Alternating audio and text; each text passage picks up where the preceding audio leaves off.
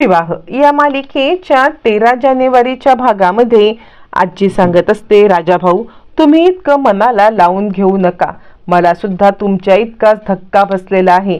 माझी मुलगी स्वतःची पोटी जन्माला आलेली मुलगी अशी वागू शकते तर तुमची तर ती बायको होती हो। काय सांगायचं, आपल्या दोघांचं दुःख एकच आहे। त्यावरती राजा काका म्हणतात, नाही माझी मान शर्मेने खाली गेलेली आहे, अशा प्रकारची नीच बायको हे सगळं करत होती ना। यावरती आजी सांगते, पण तुम्हाला तरी याच्याबद्दल आमच्या सोबतच कळालेलं आहे ना। यावरती राजा काका म्हणतात, नाही पण मी तिला थांबवायला हवं होतं। गोष्टी जर का मला आधी कळाल्या असत्या ना तर मी तिला नक्कीच थांबवलं असतं, पण मला ना हे सगळं करण्याचा चान्सच नाही मिळाला। आत्ता जर ती समोर आली ना तर तोंड बघायची माझी इच्छा नाहीये। यावरती आकाश म्हणतो, काका जेवढं दुःख तुला झालंय, जेवढं तुला फसवल्याचं हे फिलिंग येते तितकंच दुःख तितकंच फसवल्याचं हे मला सुद्धा झाले। आत्यानी किती हे सगळं केलं सांग बरं मला तू, म्हणजे आपल्या सगळ्यांचा विश्वासघात करण्यामध्ये तिने कोणत्याही प्रकारची कमतरता ठेवलेलीच नाहीये। आपल्या सगळ्यांचा विश्वासघात तिने केलाय। इतकंच नाही तर आपल्या सगळ्यांना इतक्या ह्याच्याने प्रेमाने वाढवलं किंवा इतक्या प्रेमात ठेवलं की आपण तिच्यावरती कधी विश्वासच घेऊ शकलो नाही। इतकं फुल प्रूफ प्लॅनिंग करत तिने या सगळ्यामध्ये हे केलेलं आहे, तू स्वतःला दोष देऊ नको। त्यात आता भूमी सांगायला लागते, राजा काका तुम्ही तर बिलकुलच स्वतःला दोष देऊ नका। आज मी हे सगळं जे काही सत्य समोर आणण्याचा प्रयत्न केलाय ना, हे सत्य मी समोर आणू शकले ते फक्त आणि फक्त तुमच्यामुळे। कारण तुम्ही मला जी काही मदत केलीत ना ती मदत खूप मोलाची होती आणि त्या मदतीमुळे मी या सगळ्यामध्ये तुम्हाला म्हणजे या सगळ्यामध्ये मी आता हे सत्य समोर आणू शकले।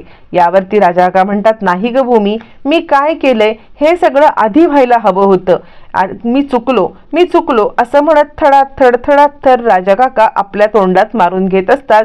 तोपर्यंत आकाश येतो, राजा काका प्लीज स्वतःला तू त्रास करून घेऊ नकोस, तू जो काही हा स्वतःला त्रास करून घेतोयस ना या सगळ्यामुळे आम्हाला पण त्रास होतोय, असं म्हणत आता इकडे तो आकाश आता राजा काकांना थांबवण्याचा प्रयत्न करत असतो।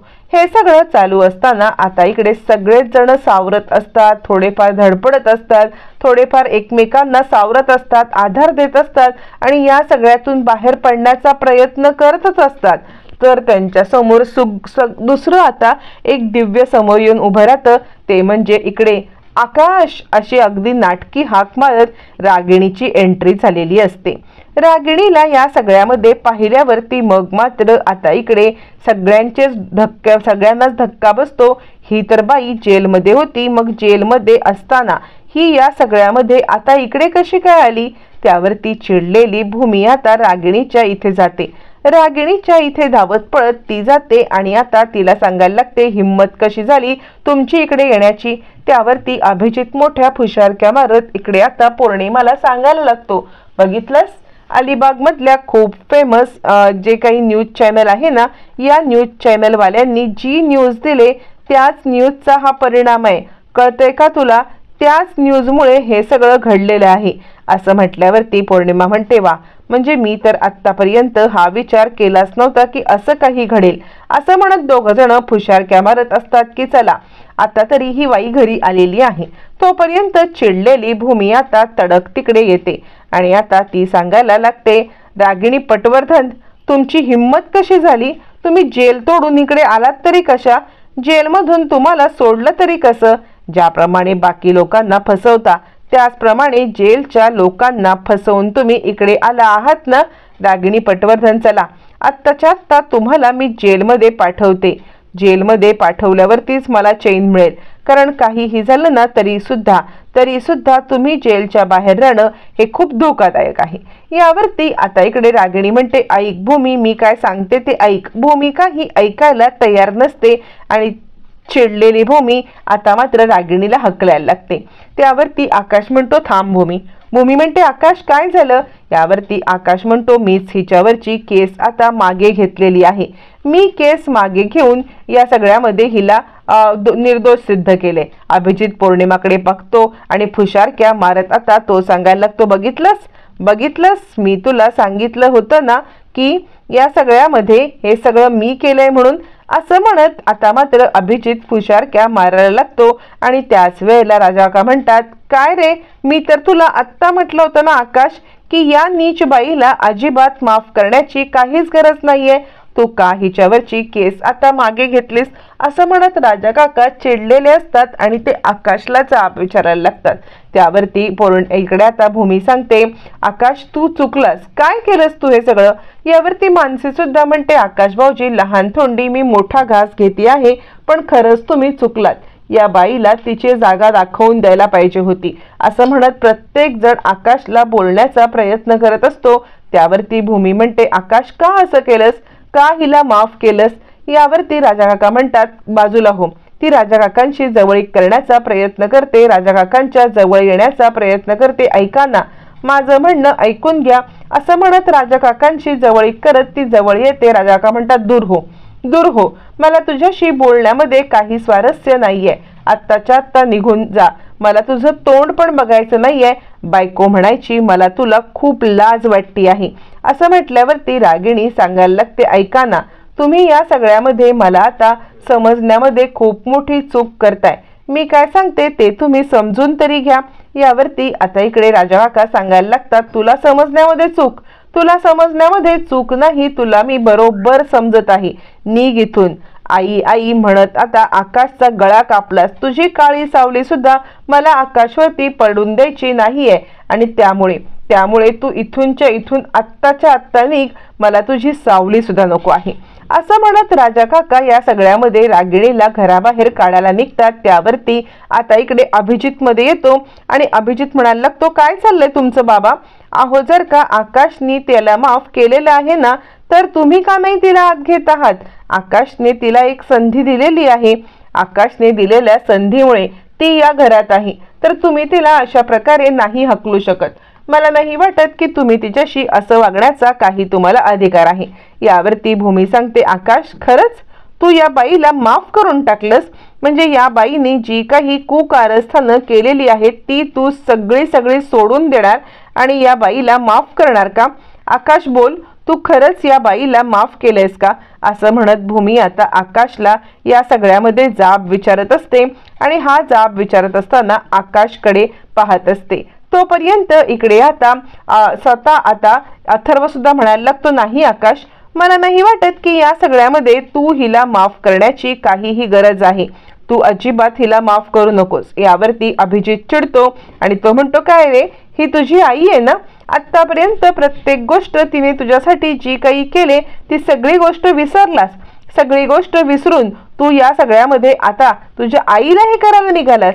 यावरती आता इकडे सांगायला लागतो अथर्व, जर का माझ्या आईने आतापर्यंत माझ्यासाठी जी गोष्ट केली ती स्वतःच्या हिमतीवरती जर का केली असती ना, तर कदाचित मी या सगळ्यामध्ये तिला आता क्लीन चिट दिली असती। मला आत्तापर्यंत वाटत होतं की काहीही झालं तरी सुद्धा माझी आई या सगळ्यामध्ये फक्त आणि फक्त माझ्यासाठी हे सगळं करते आहे, किंवा मला स्वतःच्या हिमतीवरती हे करते तर मी तिला मानलं असतं, पण तिने दुसऱ्याचीच प्रॉपर्टी लुबाडत माझ्यासाठी हे सगळं केलंय। यावरती आजी म्हणते, आकाश तू आत्ताच्या आत्ता हिला इकडून हकलून दे, तू हे सगळं का केलंयस आकाश? मला तुझं काहीही म्हणणं पटत नाहीये, मला तुझं काहीही म्हणणं रुचत नाहीये, काढ हिला घराबाहेर। सगळेजण आकाशला बोलायला लागतात की काहीही झालं तरी सुद्धा रागिणी पटवर्धन या बाईला नागिणीला घरात घेऊ नको। सगळेजण आकाशच्या निर्णयावरती आता मात्र पूर्णपणे हे झालेले असताना रागिणी आकाशकडे येते। आकाशकडे आल्यावरती रागिणी म्हणते, आकाश मला माहितीये तू मला एक संधी का दिलेली आहेस, तू या सगळ्यामध्ये माझ्यावरती खूप प्रेम करतोस ना, तुझ्या अत्तूवरती प्रेम करतोस ना, एकदा मला आई म्हण आणि आता या सगळ्यामध्ये एकदा आई म्हणून तू माझा स्वीकार कर, मी तुझ्या पुढे हात जोडते, खरंच मला एकदा आई म्हण। असं म्हटल्यावरती आता मात्र आकाश तिच्याकडे बघायला सुद्धा तयार नसतो। मग ती नाटक करत आकाशच्या पायाशी बसायला लागते। ज्या वेळेला ती आकाशच्या पायाशी बसते त्यावेळेला अभिजितच्या रागाचा पारा चढतो आणि तो म्हणतो, आई काय करतेस तू त्याच्या पायाशी बसायला काय करेस तू? आणि काय रे आकाश, तूच तर आईला माफ करून या घरामध्ये आणलंस ना, मग जर तू आईला माफ करून या घरात आणलेलं आहेस तर तू आता तिला आई म्हणत का नाहीयेस? काय चाललंय तुझं? तू माफ केलंयस ना तिला, असं म्हणत अभिजित आकाशला मॅन्युपुलेट करण्याचा प्रयत्न करत असतो. त्यांना आता वाटायला लागतं की नेहमीप्रमाणे आपल्या आता कुरघोड्या ह्या यशस्वी होत आहेत, नेहमीप्रमाणे आकाश आपल्या बोलण्यात भुलतोय. असं म्हटल्यावरती आकाश म्हणतो, तुम्हाला काय वाटतं सगळ्यांना? यावरती आता इकडे आजीकडे रागिणी येते. आजीच्या पाया पडायला लागते. आई ऐक ना ग आई, माझं चुकलं, मला फक्त एक संधी द्या. मी या संधीमध्ये तुम्हाला शक्य करून दाखवेन की जे काही घडलंय ना ते सगळं ना अशा पद्धतीने नाहीये. मला एक संधी द्या, मी जसं तुम्हाला पाहिजे तसं वागेन. आकाश म्हणतो, तुला काय वाटतं की मी तुला या सगळ्यामध्ये माफ केलं म्हणून तुला मी इकडे बाहेर काढलं का? अजिबात नाही. अगं आई म्हणायला तुला लाज वाटते. आई काय, मला तुला आत्या सुद्धा म्हणायला लाज वाटते. पण कसं असतं, एखादं मैत्रीचं नातं असेल ना तर ते मैत्रीचं नातं आपण तोडून टाकू शकतो, मैत्रीच्या नात्याला नकारू शकतो नाही. आजपासून हा माझा मित्र नाही असं आपण ठामपणे सांगू शकतो. पण रक्ताची नाती अशी नसतात, ती एकात एक गुंतत गेलेली असतात. एकात एक अडकत गेलेल्या नात्यांना या सगळ्यामध्ये आता वेगळं करणं हे दूर असतं. म्हणजे तू आई तर नाहीच आहेस, माझी आई म्हणण्याची तुझी लायकी पण नाहीये. पण दुर्दैवाने का होईना तू माझ्या बाबांची बहीण आहेस, तू माझ्या आजीची मुलगी आहेस, तू माझ्या राजा काकाची बायको आहेस. आणि त्यामुळे कुठेतरी आपलं नातं जोडलं गेलंय. पण म्हणून मी तुला माफ करेन असं तुला वाटलं असेल ना तर नाही. मी तुला माफ करण्यासाठी जेलच्या बाहेर काढलेलं नाहीये. तर कोणताही कायदा किंवा कोणताही हे तुला शिक्षा देईल ह्याच्यापेक्षा तुझा खूप मोठा गुन्हा आहे. असा इतका मोठा गुन्हा केलेला आहेस ना की कोणत्याही कायद्यात त्याच्यासाठी शिक्षाच नाहीये. कुणीही कितीही शिक्षा दिली ना तरी सुद्धा ती कमी आहे. म्हणून या सगळ्यामध्ये कायद्याच्या उपर मी तुला शिक्षा देणार आहे. भूमी म्हणते, आकाश हे मला पटलं, म्हणजे ती तुझी दोषी आहे. तुझी गेली 7 वर्ष, गेल्या 7 वर्षात तुझ्या बाबतीत तुझ्या 7 वर्षांचा तिने लचका तोडलेला आहे. 7 वर्ष तुला या सगळ्यामध्ये भुलवत ठेवलं, 7 वर्षात तुला त्रास दिला आणि या सगळ्या त्रासाचा बदला घेण्याचा तुला फक्त अधिकार आहे. तो अधिकार तुझा तू बरोबर हे करावास असं मला वाटतंय. असं म्हणत आता मात्र इकडे सगळेच जण आता आकाशवरती निर्णय सोपवतात. त्यानंतर रागिणी सांगायला लागते, आकाश मला एक संधी दे ना. तू मला जेलमधून सोडवलेस म्हणजे मला माहिती आहे की तू मला संधी देण्यासाठीच सोडवलेस. आकाश म्हणतो, बिलकुल नाही. मी तुला म्हटलं ना, कोणतंही न्यायालय किंवा कोणताही कायदा तुला अशा प्रकारे शिक्षा देऊ शकेल ह्याच्यापेक्षा खूप मोठी तू चुकी केलेली आहेस आणि त्याची शिक्षा एकच आहे. तू हे सगळं कशासाठी केलंस? पैसा, प्रसिद्धी, ऐश्वर्य याच कारणासाठी ना. तुला पैशाचा हव्यास होता, तुला प्रॉपर्टीचा हव्यास होता, तुला हे घर हवं होतं आपल्या नावावरती करून आणि याच कारणासाठी तू हे सगळं केलेलं आहेस. मला माहिती आहे हे सगळं करण्यामागे तुझा हाच हेतू आहे.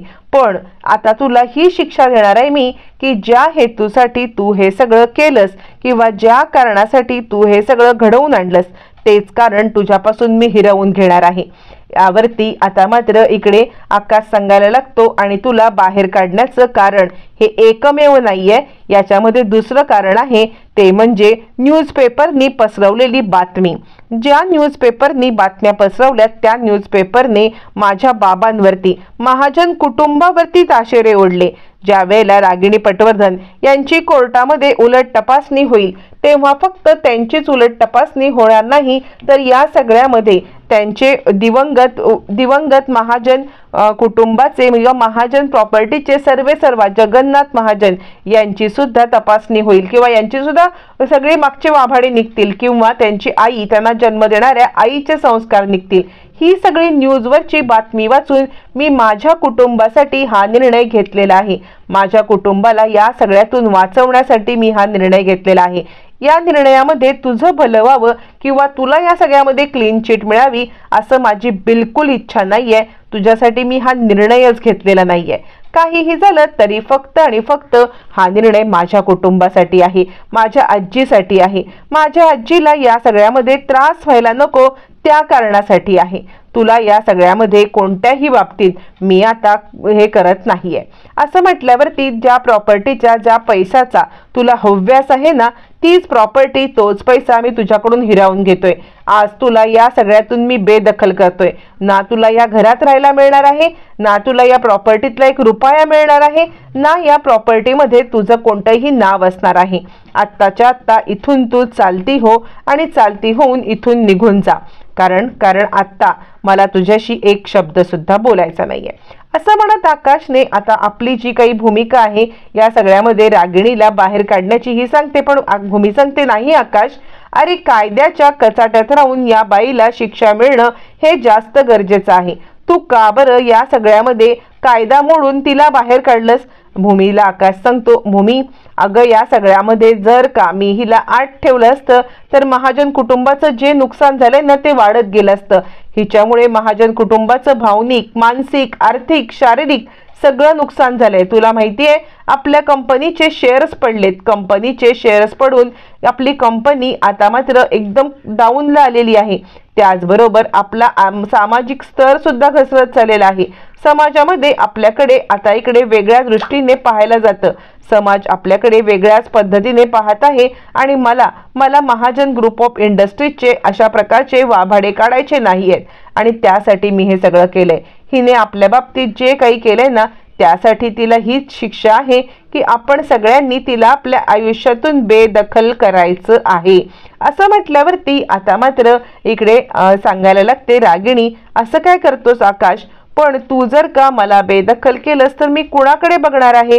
मी कुणाकडे जाणार आहे? मला कोण आहे असं? यावरती आकाश म्हणतो, का ग आत्तापर्यंत कारस्थानं करण्यासाठी जे काही गुंड वगैरे तू पाळलेले आहेस ते गुंड तुझे आहेतच की. ते सगळे गुंड आता तुला आता मदतीला येतीलच ना. असं म्हटल्यावरती आता इकडे ती सांगायला लागते, ऐक ना आकाश ऐक ना, मला फक्त एक संधी दे. मी तुझ्याकडे हात जोडून एक संधी मागते, फक्त एक संधी तू मला नक्कीच देऊ शकतोस. असं म्हणत रागिणी आता संधीची भीक मागत असते. आणि आता हे सगळं करत असताना मात्र आकाश या सगळ्यामध्ये तिच्याकडे डुंकून सुद्धा पाहत नसतो. काहीही झालं तरी सुद्धा आता मी तुला संधी देणार नाही हे सांगत असतो. बाद झालं, आत्ताच्या आत्ता इथून चालती हो, असं म्हणत आकाश तिला घराबाहेर हाकलायला निघतो. मग तोपर्यंत भूमी आता वरती जाते, रागिणीची बॅग भरते आणि आता आत्ताच्या आत्ता इथून चालती हो आकाशचं वाक्य आल्यावरती भूमी काही थांबायला तयार नसते. आणि आता रागिणी सांगते, ऐक आकाश, पण कोणीही, मग रागिणी प्रत्येकाकडे घरातल्या माफी मागण्याची ऍक्टिंग करायला येते, प्रत्येकाकडे हात जोडायला लागते, पण कोणी तिच्याकडे पाहायला तयार नसतं. सगळ्यात पहिले ती राजा काकांकडे येते. राजा काकांकडे आल्यावरती ऐका ना तुम्ही या सगळ्यामध्ये तरी आता माझ्याकडे पाठ फिरवू नका. यावरती राजा काका तिच्याकडे बघणं पण नाही पसंत करत आणि ते तिच्याकडे पाठ फिरवतात. हे सगळं चालू असताना मग मात्र आता ती अथर्वकडे येते. अथर्व ऐक ना मी तुझे हात जोडते, तू सांग ना आकाशला की मला एक संधी दे म्हणून. तुझं आकाश नक्की ऐकेल. असं म्हटल्यावरती आता इकडे अथर्व हात जोडतो आणि प्लीज आई मला माफ कर, मला तुझ्याशी दुसरं काही बोलायचं नाही असं म्हणत तो हात जोडून आईला नकार देतो. प्लीज मला अजून खालच्या पातळीला उतरायला लावू नकोस. ती आजीकडे येते, ती सगळ्यांकडे येते, कुणीही तिच्याकडे लक्ष द्यायला तयार नसतं. मग मात्र तोपर्यंत भूमी खाली येते. खाली येत भूमी आता फरफटत तिची बॅग घराच्या बाहेर फेकून देते. ज्या वेळेला भूमी तिची बॅग फेकते रागिणीच्या पायाखालची जमीन हदरते. एक एक करत सगळ्यांनीच आता रागिणीकडे पाठ फिरवलेली असते. त्यामुळे रागिणीला या सगळ्यामध्ये आता आपला भूतकाळ दिसायला लागतो. घराच्या बाहेर रागिणीची बॅग फेकून झाल्यावरती रागिणीला घराबाहेर हकलण्यात आलेलं असतं. पण तरी सुद्धा तिची या प्रॉपर्टीची, या पैशाची लालसा अजूनही काही कमी झालेली नसते. ती या सगळ्यामध्ये माझा पैसा, माझी प्रॉपर्टी हे सगळं चालूच ठेवत असते. आणि आता त्याच वेळेला अभिजित बाहेर येतो. अभिजित बाहेर येऊन तिला सांगायला लागतो, आई काय करतेस तू? आता तुझं इथे थांबणं कठीण आहे. त्यावरती रागिणी म्हणते, नाही अभिजित, मी इथेच ठिय्या मांडून बसणार. या प्रॉपर्टीसाठी, या पैशासाठी मी जे काही केलंय ना ते सगळं मला माहिती आहे. त्यामुळे मी हे सगळं न सोडता इथे ठिय्या मारून बसणार आहे. त्यावरती अभिजित म्हणतो, आई अगं ऐक ना, तू या सगळ्यामध्ये हे नाही करू शकत. तुला जर का इथे त्यांनी पाहिलं ना तर तो उगाचच आपल्या सगळ्यांना हे करेल. तू निघ इथून प्लीज. असं म्हणत अभिजित स्वतः रागिणीला बाहेर काढतो। इकडे भूमी आकाशला सांगत असते, हे बघ आकाश, तू या सगळ्यामध्ये जो काही विचार करतोयस किंवा जो काही निर्णय घेतलेला आहेस त्याची अंमलबजावणी होते की नाही ही गोष्ट पाहणं तुझं कर्तव्य आहे। तू आता आत्यांना या प्रॉपर्टीतून बेदखल केलेला आहेस, पण तरी सुद्धा त्या जर का इकडे शिरकाव करण्याचा प्रयत्न करत असतील तर तुला या सगळ्यामध्ये जरा अलर्ट राहायला पाहिजे। अलर्ट राहून तुला ती सगळं बघायला पाहिजे, ती जबाबदारी तुझी आहे। असं म्हणत आता इकडे भूमी आकाशला अलर्ट करते की काहीही झालं तरी पुन्हा रागिणी पटवर्धन यांचं नाव सुद्धा या घरात यायला नको, किंवा या सगळ्यामध्ये रागिणी पटवर्धनला पुन्हा या घरात घेण्याची तू चूक करू नकोस। असं म्हणत फायनली आता भूमीने आकाशचे डोळे उघडलेत आणि रागिणीची हकल पटते।